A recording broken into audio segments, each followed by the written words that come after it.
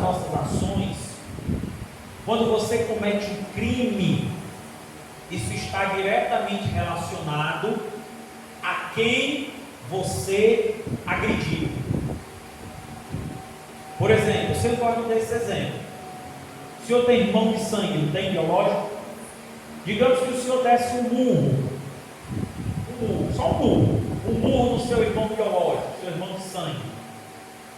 E aí ele fosse lá na delegacia, desse parte do senhor por agressão física. O senhor ia lá comparecer. Só o fato dele ser irmão biológico, ter um afeto, já traz um atenuante. Ele vai pagar pelo erro. Mas o fato de ser irmão já alivia. Agora imagine se o senhor fizesse a mesma coisa, desse um murro num policial militar em serviço. A pena ia aumentar ou diminuir? Ia aumentar, porque é um servidor público em serviço. É diferente. Mas não foi a mesma coisa o murro? Foi. Mas a pena tem a ver com quem você fere. Uma coisa é ferir um irmão biológico, outra coisa é ferir um servidor público em serviço.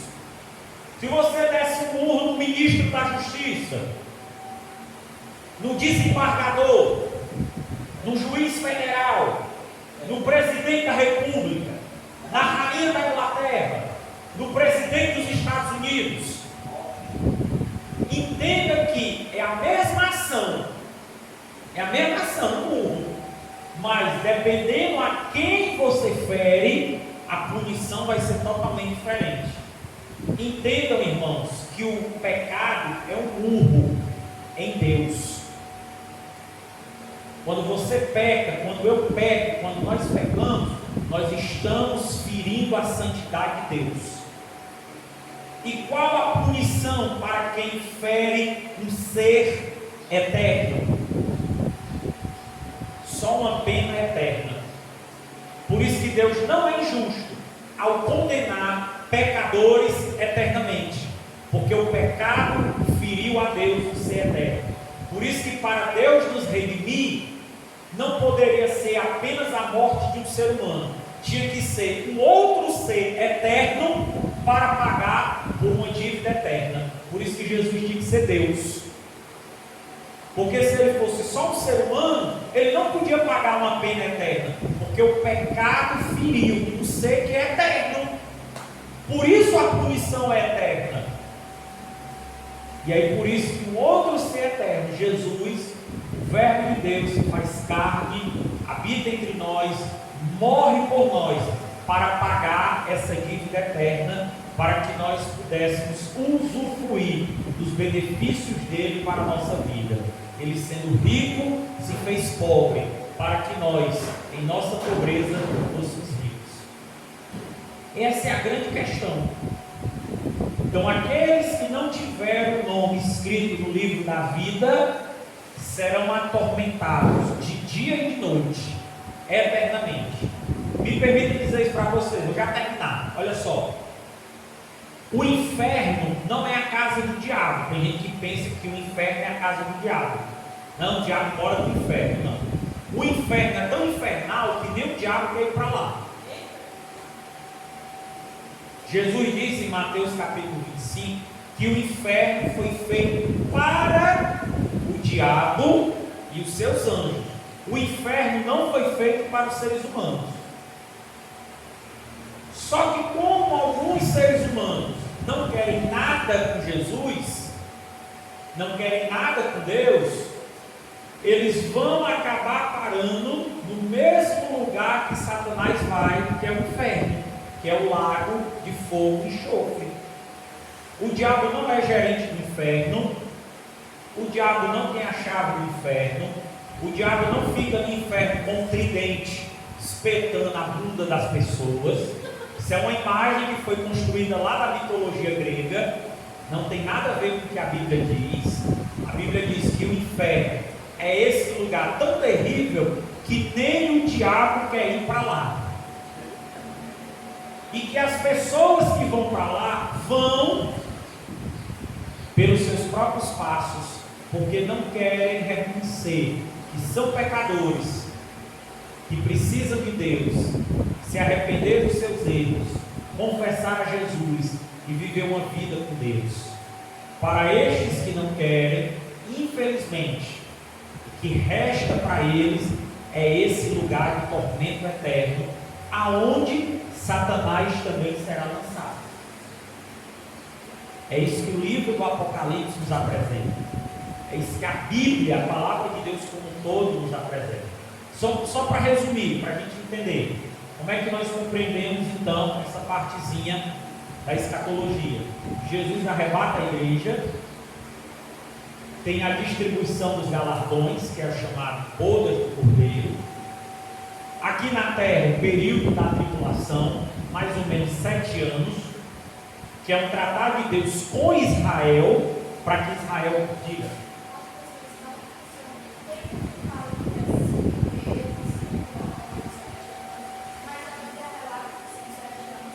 A Bíblia, ela dá a entender o número 7.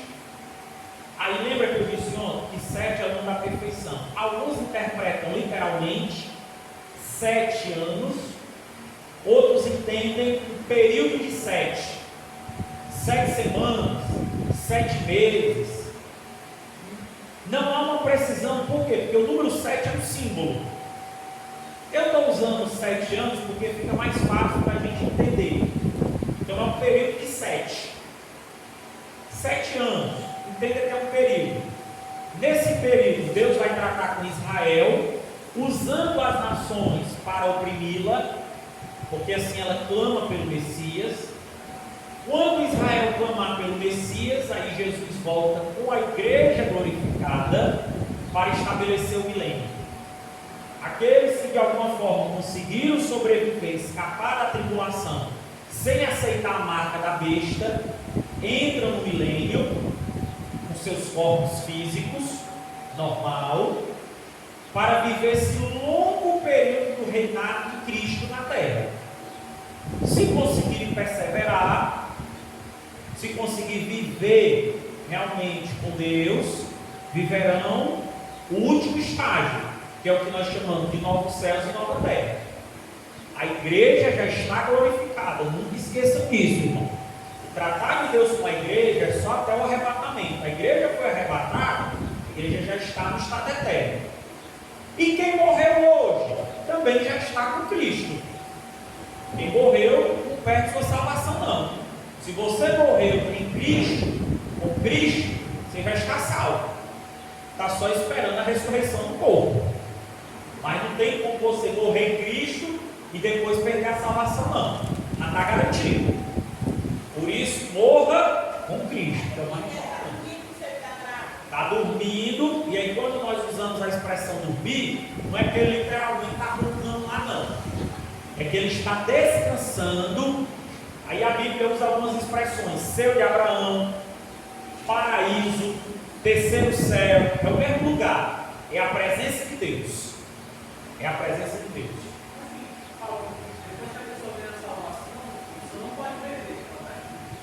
Depois da morte, né? Isso, está lá no céu. Perde mais não. O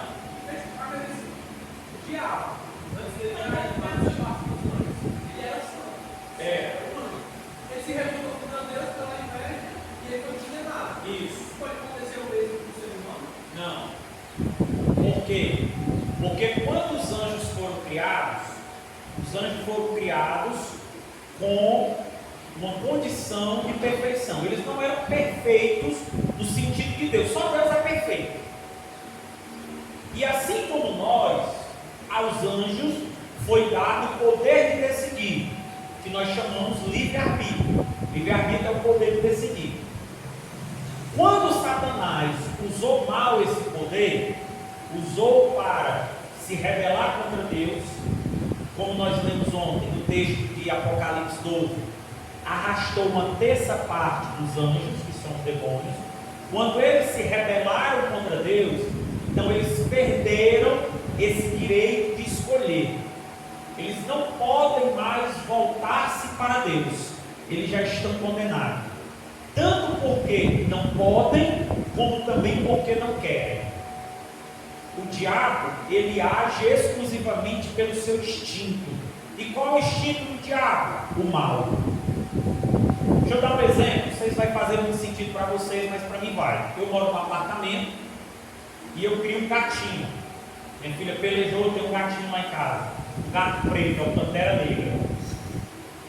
E aí o abençoado gato agora resolveu ficar subindo na geladeira, nos armários, ficar trepado lá em cima, derrubando as coisas. Às vezes ele fica num móvel que é mais alto, e para eu pegar eu tenho que ficar subindo uma cadeira. Eu disse, rapaz, não vou ficar pegando esse gato aí não trabalha nada. Aí o que é que eu faço? Eu abro a porta do apartamento, porque toda vez que eu abro a porta, o que é que o gato faz? Ele quer sair. É o instinto dele, é o impulso dele, é a natureza dele. Então eu engano ele. Eu abro a porta, ele pensa que vai sair, quando ele desce, eu fecho a porta. É o instinto do gato. O diabo, ele tem um instinto para o mal.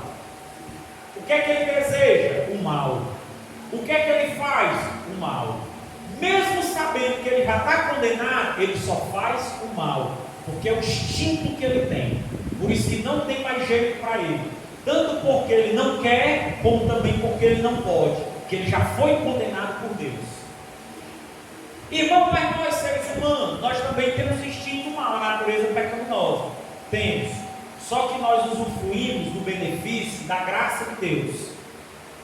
Deus envia a graça dele sobre nós, por meio da palavra, da pregação, do louvor, de uma situação que você vive na vida, para que assim você possa abrir seus olhos. 2 Coríntios capítulo 4, versículo 4. O Deus desse século cegou o entendimento dos incrédulos para que não vejam e não se convertam. O que é que Deus faz? Deus tira essas escamas para que você possa ver e possa se converter. Só que tem muitos que, mesmo tendo esse conhecimento, mesmo perdendo as escamas, ele ainda não quer Deus. Ele conhece a verdade, ele ouve a palavra, ele sabe o que é o certo e vive errado. Para estes, é o que Paulo diz em Romanos capítulo 1, Deus entrega a ele as suas próprias paixões. Deus liberta o nosso arbítrio para que nós possamos escolher a Ele. Mas aqueles que recebem a graça, lembra do jovem rico? Ele ouviu a palavra. Ele ouviu a palavra da própria palavra. Ele ouviu do próprio Deus. E o texto de Marcos diz que Jesus o amou. E mesmo assim ele disse, não quero. Deus não lhe obriga a seguir a Ele. Deus quer que você siga, porque você quer isso. Deus respeita as nossas decisões, mas Ele age, libertando o nosso arbítrio, libertando a nossa natureza pecaminosa. Porque o homem, o ser humano por si só, o homem natural não quer Deus. O que é que o homem natural quer? Pecar. Deus usa da graça, transmite a sua palavra, liberta o nosso arbítrio que estava escravo, para que agora sim você possa dizer sim para Ele. E se eu não quiser, Ele lhe entrega as suas próprias paixões, para que quando você chegar lá, você vai descobrir, eu que não quis, eu tive a oportunidade. Olha quantas vezes Deus me chamou, e a Bíblia diz que Deus usa, por exemplo, da natureza. Os céus proclamam a glória de Deus. A natureza testifica que é um Deus criador. A Bíblia diz que a nossa própria consciência fala para nós que existe dentro de nós uma lei moral que diz o que é certo e o que é errado. Irmão, até entre os bandidos, até entre os criminosos, existe um tipo de código de ética, dizendo, isso pode, isso não pode. Como é que pode? O cara é bandido, mas diz o que pode e o que não pode. É a lei moral escrita no coração de cada ser humano. Isso faz de mim e de você indesculpável. Você não pode dizer que não sabia. Você sabe o que é errado, é porque você quer viver com ele. Nós temos a natureza que fala de Deus, nós temos a nossa própria consciência, a lei moral escrita em nós que fala de Deus, nós temos a história que nos dá o testemunho. A nossa história, irmãos, ela é dividida antes e depois de Cristo. A história, existiu Jesus, não tem como você negar isso. E nós temos a maior ferramenta de todas, a pregação da igreja, dizendo: Jesus morreu pelos seus pecados e é chegado o tempo, se arrependa, se converta, creia, para que a sua vida seja mudada. Então ninguém tem desculpa. O diabo, antes de ser diabo, quando era um anjo, ele desfrutava de um privilégio que nós não temos: contemplar a Deus face a face. Mas ele deixou o mal entrar nele. Por isso, para ele já está condenado.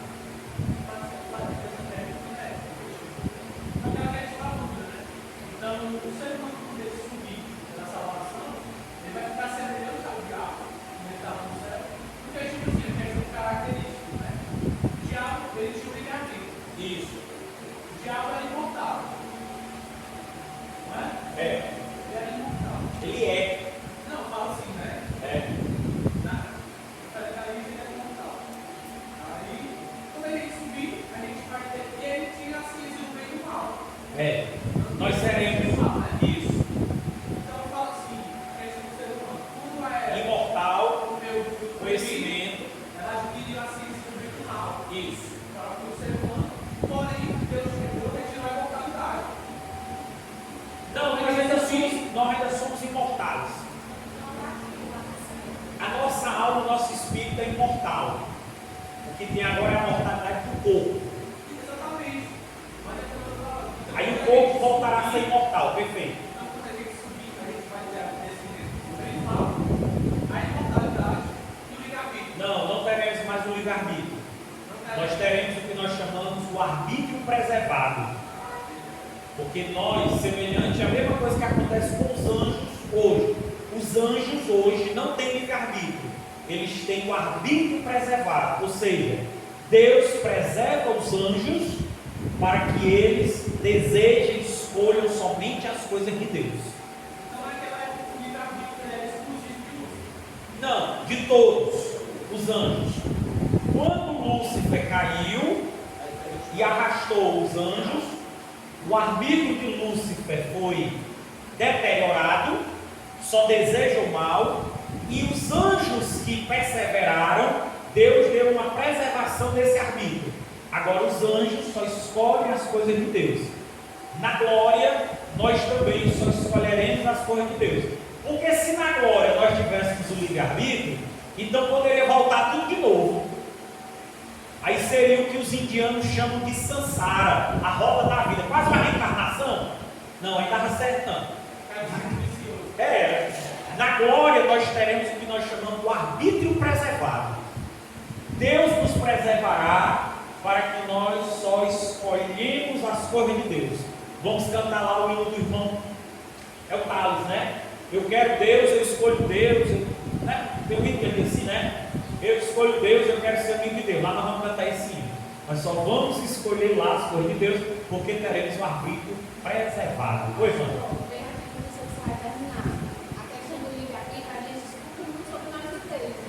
Uma certa vez, eu estudei com um irmão que diz assim: na verdade, para nós cristãos, se nós realmente entendemos o que é o livre-arbítrio, nós, como servos do Senhor, nós, na verdade, nós não deveríamos ter esse pensamento. Por quê? Porque se nós somos servos, e se nós temos um Deus, nós temos a certeza que nós temos que obedecer a Ele. É isso? Então, assim,